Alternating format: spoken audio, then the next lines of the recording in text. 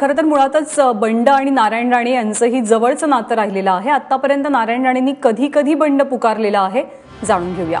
2005 शिवसेना सोडून आपल्या समर्थकांसह नारायण राणेंनी काँग्रेसमध्ये प्रवेश केला। हे सर्वात मोठं आणि पहिलं बंड।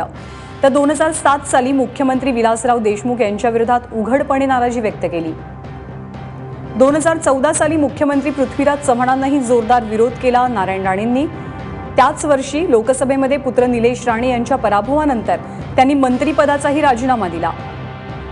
2017 ला काँग्रेसमध्ये घुसमट सुरू असल्याची कबुली त्यांनी माझा कट्टा या कार्यक्रमात दिली आहे। प्रदेशाध्यक्ष अशोक चव्हाण यांच्या विरोधात त्यांनी आक्रमक पवित्रा घेतलेला आहे। निलेश राणे यांनी सुद्धा आपल्या पदाचा राजीनामा दिला आणि अशोक चव्हाण यांच्या नेतृत्वावरती प्रश्नचिन्ह उपस्थित केलंय।